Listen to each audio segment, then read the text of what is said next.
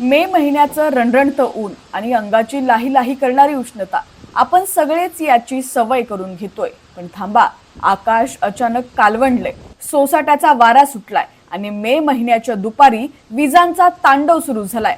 हो, महाराष्ट्र सध्या एका अशा वळणावरती उभा आहे जिथं एका बाजूला सूर्य आग ओकतोय तर दुसऱ्या बाजूला निसर्गाचं अवकाळी रूप समोर येतंय.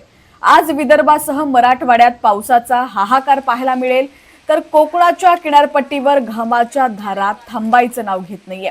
पुढच्या 7 ते 8 मिनिटात आपण पाहणार आहोत तुमच्या जिल्ह्यात आज आभाळ फाटणार की सूर्य डोकं वर काढणार. हा व्हिडिओ शेवटपर्यंत पहा, कारण आजचा हवामान अंदाज तुमच्या शेतीसाठी आणि प्रवासासाठी अत्यंत महत्त्वाचा ठरणार आहे. पण त्याआधी तुम्ही जर HPN मराठी न्यूज चॅनल पहिल्यांदाच पाहत असाल आणि अजूनही चॅनलला सबस्क्राईब केलेलं नसेल, फॉलो केलेलं नसेल, तर नक्की करा, जेणेकरून HPN मराठी न्यूज चॅनलचे अपडेट्स लवकरात लवकर तुमच्यापर्यंत पोहोचण्यास मदत होईल. कोकणातून सुरुवात करूया. कोकणात सध्या पावसाची ओढ लागली असली तरी निसर्ग मात्र वेगळीच खेळी खेळतोय.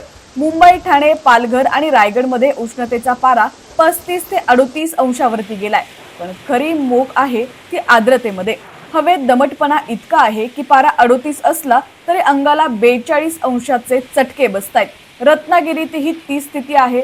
मात्र सिंधुदुर्गच्या काही भागात आज पावसाच्या हलक्या सरी कोसळण्याची शक्यता आहे, ज्यामुळे थोडाफार दिलासा मिळू शकतो. पण सावध रहा, कोकण किनारपट्टीसाठी उष्ण आणि दमट हवामानाचा येलो अलर्ट अजूनही कायम आहे.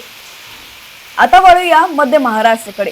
पुणे, सांगली, सातारा आणि सोलापूरमध्ये गेल्या 24 तासात पावसानं हजेरी लावली होती. पण आज हवामानाचा मूड बदललेला दिसतोय.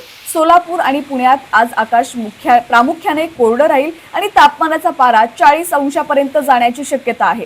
मात्र कोल्हापूरकरांनी गाफील राहू नका. कोल्हापुरात आजही वादळी वाऱ्यासह पावसाचा अंदाज हवामान खात्यानं वर्तवलाय. त्यामुळे इथल्या शेतकऱ्यांनी आणि घराबाहेर पडणाऱ्या नागरिकांनी पावसाची तयारी ठेवूनच घराबाहेर पडावं. मराठवाड्यात परिस्थिती थोडी गंभीर आहे. छत्रपती संभाजीनगर आणि जालन्यात उन्हाचा कडाका कायम असला तरी दक्षिण मराठवाड्यात पावसाचं संकट घोघावतंय. पुढील 24 तास नांदेड, लातूर आणि धाराशिव जिल्ह्यासाठी धोक्याचे आहेत.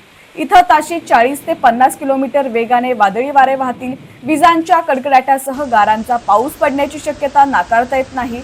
जर तुम्ही या भागात राहत असाल तर विजा चमकत असताना झाडाखाली किंवा पत्र्याच्या शेडखाली उभं राहणं टाळा. विदर्भात तर जणू निसर्गाचं दुहेरी तांडव सुरू आहे. एकीकडे अकोला आणि नागपुरात पारा 44 अंशांच्या पार जातोय, तर दुसरीकडे अमरावती, बुलढाणा, गोंदिया आणि यवतमाळमध्ये पावसाचा येलो अलर्ट जारी केलाय. मे महिन्यातील ही उष्णता आणि अचानक येणारा गारवा यामुळे विदर्भातील जनजीवन विस्कळीत होण्याची शक्यता आहे. मेघगर्जना आणि वेगवान वाऱ्यासह होणारा हा पाऊस पिकांचं मोठं नुकसान करू शकतो. त्यामुळे विदर्भातील बांधवांनी विशेष काळजी घेणं गरजेचं आहे. उत्तर महाराष्ट्रात मात्र पावसाचा विचित्र खेळ पाहायला मिळतोय. नाशिक, जळगाव, धुळे आणि नंदुरबारमध्ये कडक उन्हाळा अनुभवता येईल. इथं तापमान 38 ते 42 अंशांच्या दरम्यान स्थिर राहील.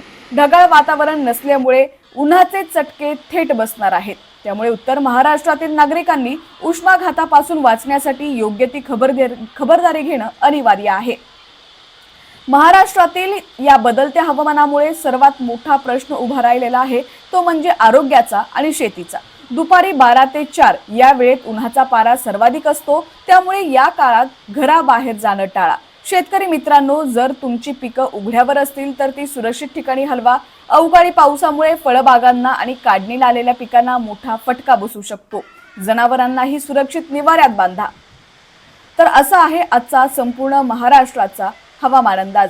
निसर्गाचं हे रूप कधी उष्ण तर कधी ओलं असलं तरी आपली सतर्कता आपल्याला सुरक्षित ठेवू शकते. तुमच्या भागात सध्याची स्थिती काय आहे? ऊन जास्त आहे की पावसाचे ढग दाटलेत? आम्हाला कमेंटमध्ये नक्की सांगा.